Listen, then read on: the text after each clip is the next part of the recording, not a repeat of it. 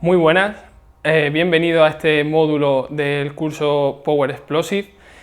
Seguramente la mayoría de vosotros no me conozcáis, ya que soy el último que se ha incorporado a este equipazo. Mi nombre es Carlos Sánchez, soy dietista nutricionista, también estudié el grado en Ciencia y Tecnología de los Alimentos en la Universidad de Granada y, bueno, como he dicho, soy el último que se ha incorporado a este equipo. Y mi misión hoy va a ser la de tratar de enseñaros estrategias nutricionales para mejorar la composición corporal, es decir, para perder grasa corporal y ganar masa muscular, ¿vale? Mi objetivo dentro de este módulo van a ser los siguientes, ¿vale? En primer lugar, ya que hablamos de modificar la composición corporal, me gustaría explicaros qué es esa composición corporal, saber definirla, cuál es su importancia y cómo la podemos medir, para después pasar a una serie de aspectos nutricionales, ¿vale? Y establecer los principios básicos para etapas tanto de pérdida de grasa como para ganancias de masa muscular. Asimismo, determinaremos los aportes recomendados de macronutrientes, es decir, de proteínas, hidratos de carbono y grasas, así como de energía, es decir, las calorías que necesitamos para el objetivo que tenemos. Conoceremos distintos tipos de dietas, distintas estrategias y protocolos. Y por último, me gustaría que hiciéramos un caso práctico, ¿vale?, en el que apliquemos todos los conocimientos que vayamos adquiriendo a lo largo del módulo, ¿vale? Para ese caso práctico va a necesitar papel, necesitará una calculadora y, por supuesto, un boli, ¿vale? Ya que si vais siguiendo el hilo de la clase, vais a poder calcular vosotros vuestros propios requerimientos. Y ya como parte final, como siempre vamos a hablar de macronutrientes y demás, vamos a ver cómo podemos traducir esas recomendaciones de macronutrientes a alimentos, que en definitiva es lo que vamos a terminar comiendo, ¿vale? Pero por encima de todo, sí que me gustaría que con esta charla seáis capaces de desarrollar capacidad crítica, es decir, que no os creáis todo lo que veáis en la red, todo lo que se ve publicado, que os pique un poco el hecho de investigar por vuestra cuenta, ¿vale? Asimismo, intentar que vosotros adquiráis vuestras propias conclusiones, ¿vale? Vais a ver que por lo general no hay recomendaciones cerradas, entonces vais a tener que tener capacidad de decidir vosotros mismos, ¿vale? Y como he dicho, en definitiva, que investiguéis vosotros mismos, ¿vale? Que no os creáis todo lo que os digan y que busquéis vosotros con las herramientas que os voy a proporcionar, las referencias que habrá en el material complementario y demás, que leáis y que saquéis vuestras propias conclusiones, ¿vale? Lo primero que quiero hacer es contextualizar un poco la charla, ¿vale? Seguramente haya gente que esté viendo esta ponencia que tenga una formación bastante sólida en nutrición, tenga una buena base, pero entiendo que la mayoría de las personas que se han matriculado en este curso no van a ser expertos en el campo de la nutrición. Por lo tanto, la charla la voy a enfocar más bien dentro de un carácter más bien básico, ¿vale? Aún así, para todos aquellos que tengáis mayor formación y demás, pues puede servir bastante como repaso. E incluso siempre hay cabida para aprender algo nuevo, revisar algunas ideas que teníamos, pues compararlas un poco con la visión que yo doy, con lo que yo he encontrado en las referencias, ¿vale? Entonces, pues bueno, que tengáis en cuenta eso. Asimismo, la mayoría de los resultados que yo voy a ofrecer provienen de estudios en los que utilizan sujetos con cierto hábito en el entrenamiento, ¿vale? No van a ser por lo general población sedentaria, con obesidad. No vamos a tratar la composición corporal como algo que nos lleve a mejorar la salud, digamos, no vamos a tocar la salud como tal, ¿vale? Por supuesto se mencionará, habrá partes que estén relacionadas con esto, pero no va a ser el objetivo principal de la charla, ¿vale? Así que, bueno, pues sin más, empezamos definiendo qué es la composición corporal.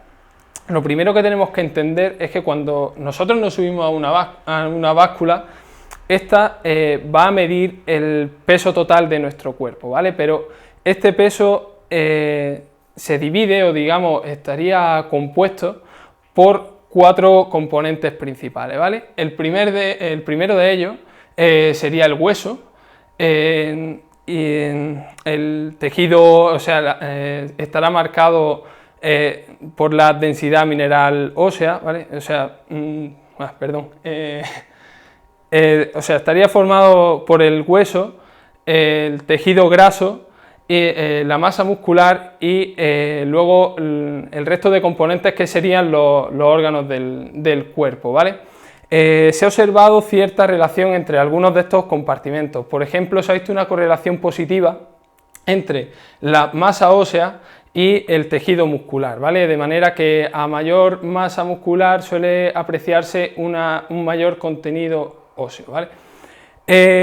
Lo que tenemos que tener en cuenta cuando hablamos de modificar nuestra composición corporal a través de la dieta es que vamos a buscar modificar estos 2 compartimentos, ¿vale? Es lo que venimos hablando, ¿vale?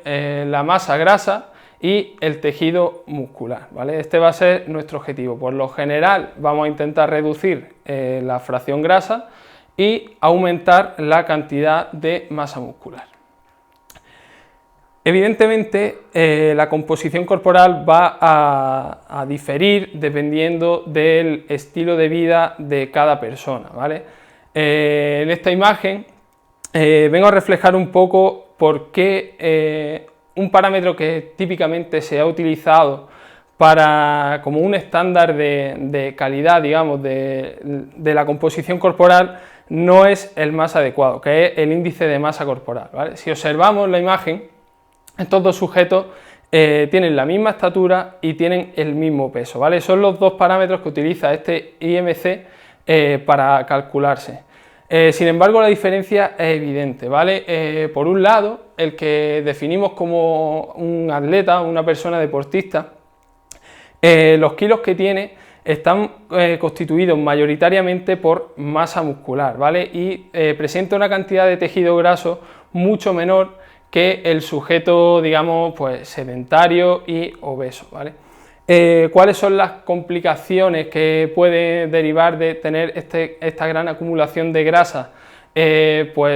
Como sabéis, habréis leído y aparece 1000 veces, puede derivar en enfermedades metabólicas como la diabetes tipo 2, la hipertensión, la enfermedad cardiovascular, derivar en enfermedad renal, etcétera, ¿vale? Entonces, digamos que la composición corporal va a estar muy ligada a la salud, aunque como os digo no es tampoco el tema principal de esta ponencia. Al igual que está ligado con la salud, va a estar ligado con el rendimiento deportivo, evidentemente. A colación de esta relación con el rendimiento deportivo, cabe destacar que dependiendo de la actividad deportiva que se realice, nuestra composición corporal se va a ver modificada, ¿vale? No solo va a depender de la modalidad deportiva, sino incluso dentro de las diferentes categorías que existan, nuestro cuerpo se va a modificar, ¿vale? Esto es lo que se conoce como la optimización morfológica deportiva, ¿vale? Es decir, el cuerpo se va a desarrollar, va a manifestar una serie de adaptaciones que nos van a hacer mejores en la disciplina deportiva que venimos practicando, ¿vale? El ejemplo clásico de esto, pues, sería el de un maratoniano y un sprinter, ¿vale? Ambos se dedican a correr, pero la evidencia, las diferencias en cuanto a composición corporal entre estos 2 tipos de deportistas son más que evidentes. Por un lado, el sprinter suele tener una masa muscular mucho más desarrollada, el porcentaje de grasa es bajo, es algo que igual que en el otro, pero en definitiva lo que se consigue es un cuerpo mucho más potente, ¿vale? Por el carácter del esfuerzo que se está realizando, es un esfuerzo de máxima intensidad pero de corta duración. En cambio, el maratoniano va a tener una masa muscular, digamos, mucho más, digamos, disminuida, ¿vale? Va a ser mucho más ligero, lo que le va a permitir realizar un esfuerzo constante durante un largo periodo de tiempo, ¿vale? Entonces, como digo, dependiendo de la actividad deportiva y del esfuerzo que se realice en los entrenamientos y demás, nuestro cuerpo se va a configurar de una manera o de otra. ¿A qué niveles se pueden evaluar la composición corporal? Pues tenemos 5 niveles fundamentales, ¿vale? El primero de ellos es el nivel atómico, ¿vale? Sería analizar los elementos de los que se compone nuestro cuerpo, pues el carbono, oxígeno, hidrógeno, etcétera. El segundo nivel sería el nivel molecular. El nivel molecular, pues simplemente lo que identifica sería la agrupación de esos átomos que hemos mencionado anteriormente, ¿no? Pues ya podríamos identificar la fracción grasa, las proteínas y las diferentes moléculas que nos componen. Luego tendríamos el nivel celular, pues los distintos tipos de células que componen el organismo, se puede analizar también a nivel de tejido y de órganos, y por último se podría evaluar a nivel de cuerpo completo, ¿vale? En función de los compartimentos que se midan existen, digamos, tres modelos, ¿vale? Estaría el modelo de 2 compartimentos que analizaría la masa grasa y el tejido libre de grasa o masa magra. El segundo modelo sería el de 3 compartimentos que analizaría tanto la fracción de masa grasa como la de masa celular y la de masa extracelular. Y ya por último tendríamos el modelo de 4 compartimentos que analizaría la grasa corporal, la proteína, la fracción de agua y la fracción mineral, ¿vale? De estos 3 modelos tenemos que el más utilizado, el que más frecuentemente aparece tanto en la literatura como en la práctica clínica, es el modelo de 2 compartimentos, ¿vale? Que, como digo, analizaría tanto la fracción grasa como la fracción libre de grasa, pero, como os podéis imaginar, el más preciso será el modelo de 4 compartimentos, ¿vale? Da una medida pues, mucho más detallada. ¿Cómo se puede medir esta composición corporal? ¿Vale? Pues en esta tabla os he hecho un pequeño resumen de 5 o 6 técnicas, ¿vale? Que son las más utilizadas, ¿vale? Existen otras muchas técnicas, pero estas son las que más van a aparecer en la literatura, ¿vale? Cuando leáis un artículo referente a valoración de la composición corporal y demás, seguramente aparezca alguna de ellas, ¿vale? Tenemos el DEXA, tenemos la resonancia magnética y la tomografía computarizada y tenemos la pletismografía por desplazamiento de aire, ¿vale? Que estas 3 técnicas, o 4, serían las principalmente utilizadas a nivel de laboratorio, ¿vale? Luego en la práctica clínica pues tenemos la famosa bioimpedancia, tenemos la medición de pliegues cutáneos y la antropometría, ¿vale? Medición de peso, altura y demás. Entonces vamos a detallar una a una lo que analizan, sus pros, sus contras y demás, ¿vale? En primer lugar vamos a ver el análisis por DEXA, ¿vale? Esta es una técnica bastante precisa y que aparece mucho en la literatura. Las mediciones que nos da difieren entre tejido magro y tejido graso, ¿vale? Es lo que mostramos aquí, ¿vale? Y dentro del tejido magro diferencia entre el tejido óseo, es decir, el esqueleto, y el tejido blando, que sería pues la musculatura, los órganos y demás, ¿vale? Entonces, digamos, el equipo sería este que vemos aquí, ¿vale? En el que el sujeto se colocaría en posición horizontal, cuenta con un escáner, ¿vale? Que recorrería todo el cuerpo, emitiendo una pequeña dosis de radiación y obtendríamos la siguiente imagen, ¿vale? Que como veis aquí, pues tenemos una especie de mapa de colores en la que se diferencia, seguramente no lo veáis, pero bueno, os lo digo, la fracción amarilla representa la grasa corporal, la fracción rojiza representa el tejido muscular o la masa magra, y la parte azul, como imagináis, pues bueno, es la parte del esqueleto. En este caso, en esta medición, vemos que se trata de un sujeto pues, con una masa muscular, un tejido magro bien desarrollado y una baja proporción de grasa, ¿vale? Porque las zonas amarillas, si veis, pues bueno, la verdad que no se aprecian mucho, ¿vale?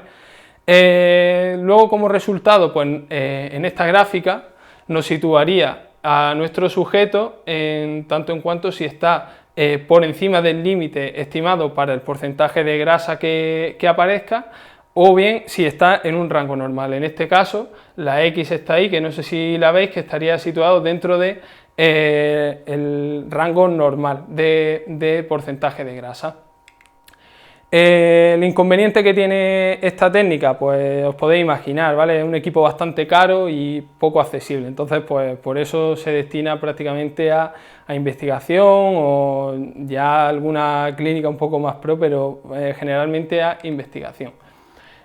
Por otro lado tenemos la resonancia magnética y la tomografía computarizada, ¿vale? Esta técnica permite diferenciar bastante bien entre la masa grasa, que además puede entrar al detalle de digamos, describir dónde estaría localizada, ¿vale? Si es masa grasa subcutánea, si es intramuscular, si es intrahepática. Además permite diferenciar los músculos y los órganos, ¿vale? Como veis, prácticamente lo que hace es una foto del interior del cuerpo, entonces permite diferenciar muy bien entre los distintos tipos de tejidos y cuantificarlos, ¿vale? Entonces, pues bueno, es una técnica muy precisa, pero también es bastante cara, ¿vale? Que sería su principal pero, y es poco accesible, por lo tanto. A continuación vamos a ver la pletismografía por desplazamiento de aire, ¿vale? Esto que suena tan raro, en lo que consiste es en que el sujeto se introduce en esta especie de, bueno, pues de nave espacial, por así decirlo, y en función de la densidad del cuerpo, el equipo estima la composición corporal que tiene este sujeto, ¿vale? Y diferencia entre masa magra y masa grasa, ¿vale? Sería un modelo de dos compartimentos, como vemos. Entonces, pues bueno, pues nos daría la medición y, al igual que en los anteriores, el principal problema es su elevado coste y luego aparte, pues bueno, pues requiere también que el paciente quede semidesnudo, en fin, que no es algo que todo el mundo esté dispuesto a hacer, ¿vale? O lo haga así por las buenas, ¿vale? En cuanto a las prácticas en la clínica, la primera y súper famosa y más extendida es la bioimpedancia o impedancia bioeléctrica, en fin, hay diferentes terminologías, pero se refiere a lo mismo. Dependiendo del equipo utilizado, permite diferenciar entre masa grasa, masa magra, el tejido óseo, permite evaluar el agua corporal y evidentemente la propia masa muscular, ¿vale? El dispositivo seguro que lo conocéis, lo habréis visto, lo hay de este tipo, en el cual tiene electrodos en las piernas y en las manos, ¿vale? Para medir tanto la grasa o la composición corporal en el tren superior como en el tren inferior.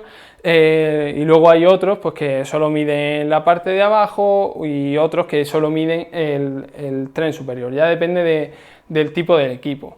¿Vale? El funcionamiento que tiene o el sistema por el que funciona es porque el aparato emite una serie de corrientes eléctricas que, dependiendo del tejido por el que se propaguen, irán a una velocidad o a otra. Entonces, en función de la velocidad a la que se propaga, el aparato estima la proporción de materia grasa o de porcentaje de grasa corporal y de tejido muscular que tenemos, ¿vale? Es una técnica bastante asequible, ¿vale? Existen equipos pues, casi de todos los precios y su principal inconveniente es que la medición se altera bastante en función del estado de hidratación de la persona, entre otros factores, pues por ejemplo si ha entrenado antes, el grado de sudoración, en fin, digamos que tiene cierto margen de error, ¿vale? Y ya por último tenemos también otras medidas que son bastante conocidas, seguro algunos incluso la habrán practicado, ¿vale? Que sería la antropometría y los pliegues cutáneos, ¿vale? ¿Qué se va a medir con esta técnica? Pues tanto la altura como el peso de la persona, como los pliegues, como he dicho, y luego también los diámetros de algunas articulaciones y las circunferencias, por ejemplo, de la cintura, de la cadera, etcétera, ¿vale? Entonces, el equipo con el que se cuenta, pues bueno, pues la báscula con tallímetro y luego el plicómetro, ¿vale? Que sería el aparato utilizado para medir los pliegues, ¿vale? Es una técnica también precisa, pero tiene el inconveniente de que requiere cierto entrenamiento por parte del profesional, ¿vale? Si el profesional no está bien formado o no tiene buena práctica, el grado de variabilidad que le podemos meter al resultado es bastante grande. Entonces, pues conviene que esté bien entrenado, ¿vale? Que repita varias veces la medición, no tomar solo una, calcular medias, en fin. Y luego, otro pero que se le puede poner es que, bueno, como veis en las imágenes, pues requiere que el paciente o el cliente quede prácticamente pues, semidesnudo para poder hacer mediciones de forma correcta, ¿vale? Entonces, como digo, eso es algo que puede resultar incómodo para el paciente y demás, así que, bueno, es algo a tener en cuenta. Como resumen un poco de esto, es que no existe ninguna técnica que sea ideal, ¿vale? No hay ninguna que sea súper precisa, en fin, todas tienen sus peros, como hemos visto, entonces debe ser el profesional el que elija cuál seguir, ¿vale? Y qué protocolo utilizar y demás, pues si elige bioimpedancia o si elige medición de pliegue, etcétera. Eso va a depender un poco de cada uno, ¿vale? Por lo general, lo que más se suele utilizar, pues bueno, pues medición de peso, de talla y la bioimpedancia, ¿vale? Es la técnica, digamos, más extendida, aunque también la medición de pliegues, pues bueno, es algo que se suele utilizar en consultas, en centros deportivos, en fin. Pero ya os digo, depende de cada profesional. Muy relacionado con la composición corporal aparece el concepto del somatotipo, seguramente muchos lo hayáis escuchado, ¿vale? Somatotipo, digamos, es lo que tradicionalmente se conoce como la constitución del cuerpo, ¿vale? Es la suma o la conjunción de las proporciones corporales con el tamaño, ¿vale? Entonces, pues se define la constitución del cuerpo o, digamos, la morfología del mismo, ¿vale? Entonces, existen tres tipos principales, ¿vale? Que, bueno, nos va a servir un poco para identificarnos cada uno más o menos con uno de ellos, ¿vale? El primero de ellos es el somatotipo ectomorfo, ¿vale? Este somatotipo se caracteriza pues, por personas que tienen una apariencia, digamos, delgada, suelen ser personas altas, ¿vale? Espigadas, personas que tienen un gasto energético, un metabolismo bastante acelerado, tienen muy pocos adipocitos o células grasas, por lo que se dificulta la acumulación de grasa en el cuerpo, y además tienen una capacidad bastante baja o les suele costar bastante ganar masa muscular, ¿vale? El siguiente tipo, digamos, nos vamos al lado opuesto, ¿vale? El somatotipo endomorfo. Cuando hablamos de endomorfo hablamos de personas que suelen presentar formas redondeadas, ¿vale? Suelen tener bastantes depósitos grasos, tienen mucha facilidad, digamos, para almacenar grasa y suelen ser eficientes metabólicamente, y eso dificulta el proceso de quema de grasa, ¿vale? Entonces es algo a tener en cuenta, es gente a la que les suele costar bastante estar más definido. Por el contrario, suelen tener un buen potencial para ganar masa muscular, entonces el entrenamiento de fuerza va a beneficiar bastante a este tipo de personas cuando busquen una recomposición corporal. Y como digo, pues bueno, el último punto, pues eso, tienen bastante dificultad para perder grasa. Y por último tenemos el somatotipo mesomorfo. Los mesomorfos son básicamente la gente que te da coraje, ¿no? Porque dices, joder, es que no hace nada, tío, y está, vamos, hecho un figurín, ¿vale? Tienen formas bastante musculosas, suelen estar bastante definidos a la vez, ¿vale? Entonces suelen tener una composición corporal que es la que casi todo el mundo persigue, ¿vale? Entonces, digamos, es lo que se pretende conseguir, ¿vale? Tener un somatotipo mesomorfo a través de la modificación de la composición corporal. Estos individuos, digamos, genéticamente suelen tener mucha facilidad o bastante facilidad para ganar masa muscular con el entrenamiento de fuerza. y el tipo de metabolismo que tienen, ¿vale? O el gasto energético suele ser algo intermedio entre un endomorfo y un ectomorfo, ¿vale? Tienen un gasto energético moderado o alto, ¿vale? Pero bueno, esto digamos tampoco lo toméis a pies juntillas, ¿vale? No, normalmente no nos encasillamos dentro de un somatotipo concreto, ¿vale? La mayoría de las personas suelen ser, salvo algunos, ¿vale? Solemos tener mezcla de uno o varios, ¿vale? Entonces, bueno, esto es simplemente para que identifiquéis un poco por dónde pueden andar los tiros y si tienes dificultad para perder grasa, pues porque puede ser porque tenga mayor acúmulo de adipocitos. Si te cuesta ganar masa muscular, pues bueno, pues seguramente te encuentres dentro del somatotipo ectomorfo, pero bueno, digamos, no es lo más importante de la charla, ¿vale? ¿Cómo podemos calcular el porcentaje de grasa? ¿Vale? Como hemos visto, el porcentaje de grasa es casi, bueno, pues lo que marca un poco el devenir de la composición corporal, ¿vale? Como hemos visto, existen diferentes equipos y técnicas para poder medirlo, ¿vale? Las más destacadas, pues bueno, como hemos visto, el DEXA, la bioimpedancia, resonancia magnética y la pletismografía por desplazamiento de aire, pero a través de ecuaciones en las que se utilicen medidas antropométricas también se puede calcular, ¿vale? Os dejo estas ecuaciones aquí para que las copiéis, si queréis, ¿vale? Si os van a hacer medición de pliegues o si os ha llamado la atención y os lo queréis hacer, ¿vale? Para que podáis calcularlo, ¿vale? Hay ecuaciones diferentes para hombres y para mujeres, ¿vale? Entonces, pues bueno, ahí la podéis copiar, ¿vale? Os dejo un poquito de tiempo para que la anotéis, aunque bueno, seguramente esta diapositiva os la pueda pasar, ¿vale? Para que tengáis el dato y así no nos paramos demasiado. ¿Cuáles son los valores adecuados de porcentaje de grasa? Pues bueno, dependiendo de la edad y del sexo, pues se clasifican, dependiendo de la fuente bibliográfica, ¿vale? Se clasifican de esta manera, ¿vale? Como podéis observar, las mujeres suelen tener siempre para la misma clasificación en torno a un 10% más de grasa que los hombres, ¿vale? Entonces, pues, por ejemplo, lo que para una mujer sería un porcentaje de grasa normal, una mujer entre, pues no sé, entre 18 y 29 años se situaría entre un 20 y un 29%, mientras que para los hombres se situaría entre un 8 y un 18%, ¿vale? ¿Cuál es el límite inferior permitido, digamos, por la biología para hombres y para mujeres? Pues se sitúa en torno al 12% para las mujeres y al 4% en el caso de los hombres.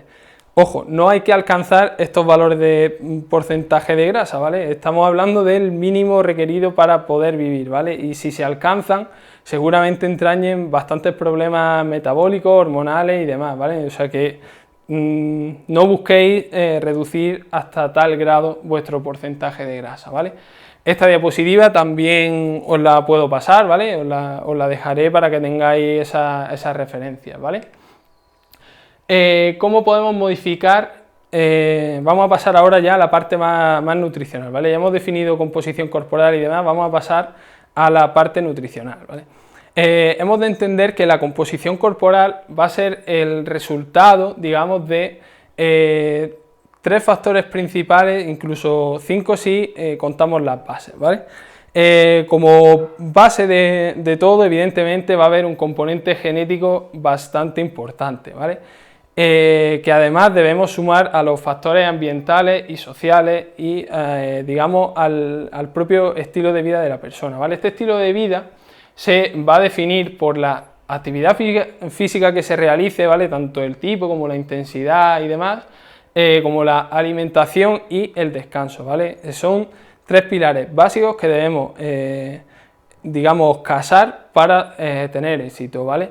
En este máster ya se han visto otros módulos, ¿vale? Que los impartió Eneco, en los cuales se trataba el entrenamiento o el ejercicio como método para mejorar la composición corporal, ¿vale? Tenía entrenamiento para pérdida de grasa y para hipertrofiar, ¿vale? Es decir, para ganar masa muscular. Entonces, debemos tener claros los pilares y las bases de la composición corporal, ¿vale? Nosotros, en este módulo, pues nos vamos a centrar